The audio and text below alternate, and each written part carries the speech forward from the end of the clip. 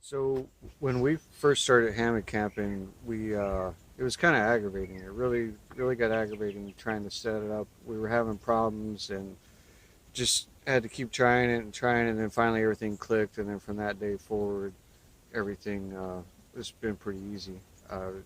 No, actually less problems than setting up a tent now that I've got the hang of it and seen what I was doing wrong. So I'm doing this video to try to help other people so they don't make the same mistakes and they don't get frustrated with it and just give up on it. So one of the first things to make it easier is the distance between the trees. If you have, ideally, you want between 12 to 15 feet between your trees. And when I say that distance, 12 to 15 feet, I'm talking about what I call the usable distance. So it's inside, from the inside of one tree to the inside of the other tree. And what I mean is, this is what I mean by the inside of the tree, from the inside of the tree to the inside of the next tree. That's what I'm talking about with the usable distance is that distance in between there. That's the space that you're going to be setting up your hammock and setting up your tarp and all that kind of stuff. And one thing to keep in mind, if you're going to be setting up a tarp that's 12 foot long across the top of the ridge line, you're going to need at least 13 feet of usable space between the trees. Because if you don't have that space beyond the end of the tarp on beyond the end of this tarp on both sides to tie your ridge lines and all that kind of stuff, then the tarp is not going to fit. So what I mean by the having the usable space, if you got a 12-foot tarp, needing it to be at least 13 feet, is you need a space between the tarp, the end of the tarp, and the tree to be able to tie your rope.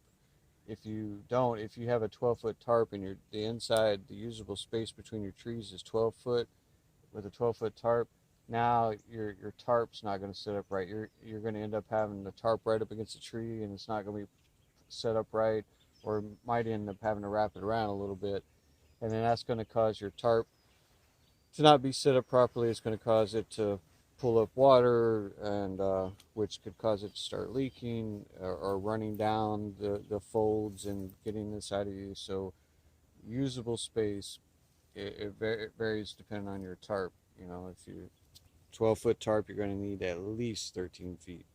10-foot tarp, you're going to need at least 11 feet.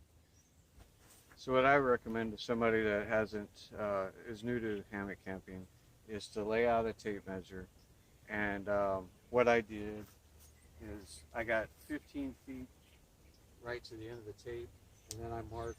I put a stick here at 12 foot.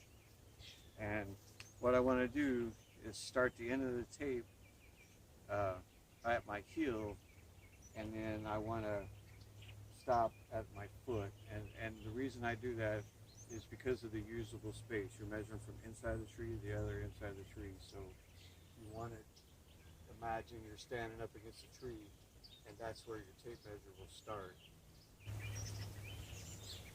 So what I'll do is I'll start with my heels at the on the inside of the tape measure, and I'll start counting my steps. Um, some people count every other step. Some people count every step. Just do it however you want to do it.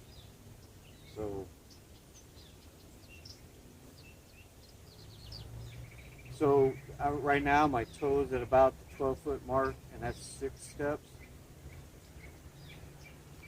And my toe is at about the 15-foot mark, and that's 8 steps.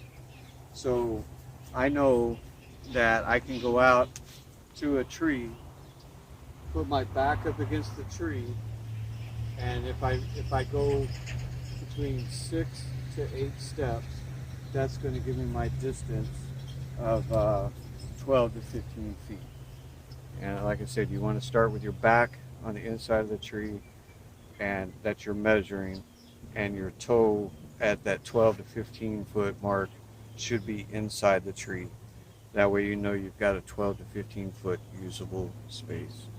So now whenever you set up um, you've measured out your trees usable space between 12 to 15 feet, and you got your angles right. And what I mean by the angles on your straps is if you take that strap there, if you put your finger like this and your index finger is parallel to the ground, the strap should run from the tip of your finger to the tip of your thumb like that when you hold it up. And so I've already checked those. Those are both at a 30-degree angle, measured by using my fingers. And if you look at, at 15 feet, um, see how high my tree straps are? I, um, I, I set it up enough where I just kind of know at about 15 feet I need to hold my hand, put the strap up about that high. But if you look, like right here, at 15 feet, how high my straps are, but then whenever I come back a couple feet, now my straps are only this high.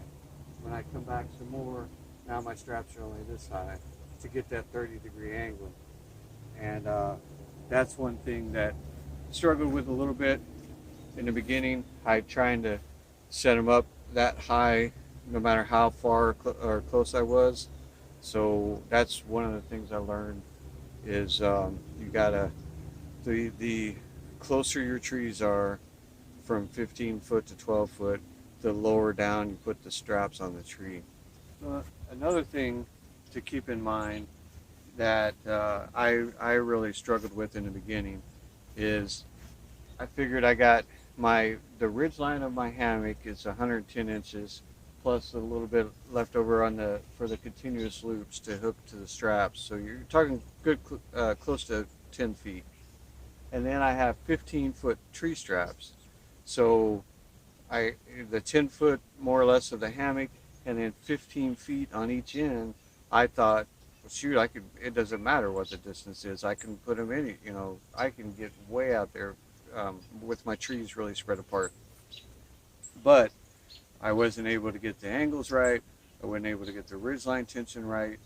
And speaking of ridgeline tension, I have another video on how to properly set up a hammock, and it goes over all that in detail, setting up the straps, setting up make sure the ridgeline's right and all that stuff. So if you look on our YouTube channel for a video called How to Properly Set Up a Hammock, you'll see that. So I was really messing up, and it was really getting aggravating because I was trying for trees that were too far apart. And this 30-degree angle is really important because a 150-pound person, if you have the straps at a 30-degree angle and you have the ridge line set up properly, a 150-pound person will put 150 pounds of pressure on the hammock fabric, the ridge line, and the tree straps. But the more you change that angle from 30 degrees down to 90 degrees, now at 90 degrees you can put that 150-pound person could put close to 1,000 pounds of pressure on the straps and all that kind of stuff. So you really want to strive for that 30-degree angle. And one thing I said, with these it being at 15 feet, how high the tree straps are, and the closer I am, the lower down on the tree they would be. Well, it's the same thing if you're looking for if you're trying to set it up at trees that are 20 foot apart, now your straps, you're going to have a ladder on each end to be able to get your straps at that angle. So that 12 to 15 foot, very important. And like I said, the easiest way, lay out a tape measure, mark it at 15 foot and 12 foot, paste it off, start with your heels on the inside of the tape measure, and then stop where your toes at. That way you're actually measuring the usable space of the tarp. Because if you're on the outside of a tree, it's a big tree, and you're on the outside of it pasting it, and you come out at 12 foot, and then you go to set up a 11 or 12 foot tarp, it's not going to fit. So that usable space inside the tree is very important when you're selecting your site to hang up your hammock. Okay, so if you're out in the woods and you're looking for your trees, You think you found a couple of them that are the right distance, go ahead and paste it off. Starting with your back up against the inside of the tree.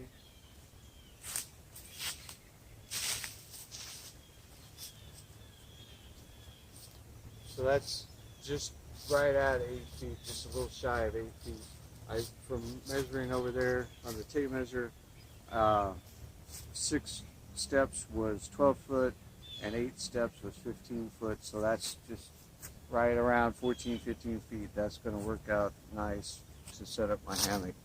Now the next thing that I need to check out is for the um, anything overhead.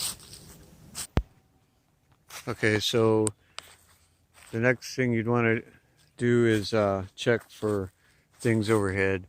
Any dead branches or other trees that are dead or rotten near around you are known as widowmakers because they could fall on top of you and hurt you or kill you.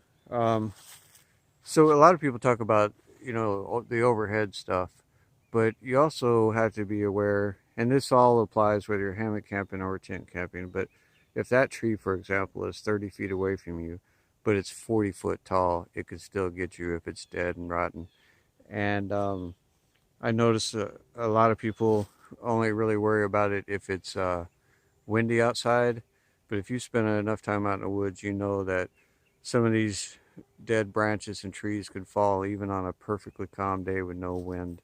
So always look when you're selecting your site, look around you. And depending on the length of the trees, if they're 50-foot trees, look out around you 50 foot. If they're 100-foot tall trees in your area, look out that distance away from your campsite. Really look around and make sure you're selecting a safe site.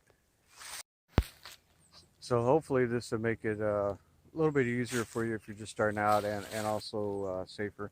Um, keep, uh, keep in mind that practice, that's the only way to get good at anything.